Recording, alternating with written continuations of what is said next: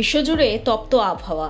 প্রচণ্ড গরমে শুধু যে মানুষই কাহিল হয়ে পড়েছেন তা নয়, গরমের হাত থেকে নিস্তার পাচ্ছে না পশু পাখি মাছও।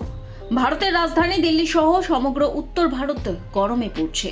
তাপমাত্রা পারদ ছড়িয়ে গিয়েছে ৪৫ ডিগ্রি সেলসিয়াসে বেশি। তাপপ্রবাহে দিল্লিবাসী পাশাপাশি বিপন্ন সেখানকার পশু পাখি মাছও। সম্প্রতি দিল্লি পশু চিকিৎসকরা জানিয়েছেন, গরমে ডিহাইড্রেটেড হয়ে অচেতন অবস্থায় মাটিতে পড়ে যাচ্ছে বহু পায়রা।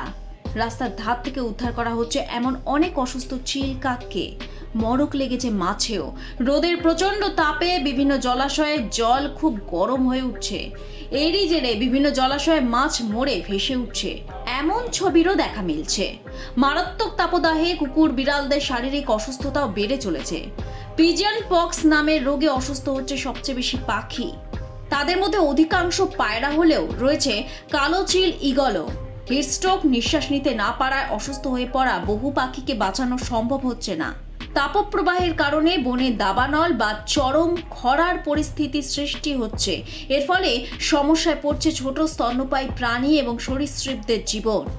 গোয়ালে এবং খামারে থাকা গরু ঘোড়ার মতো গৃহপালিত প্রাণীরাও প্রচণ্ড তাপের কারণে হিট স্ট্রেসের শিকার হচ্ছে। বিশ্বজুড়ে তাপপ্রবাহ আরও বাড়বে বলে মনে করছে আবহাওয়া দফতর। মানুষের সাথে সাথে আরও বিপদে পড়তে চলেছে পশু পাখি মাছেরা।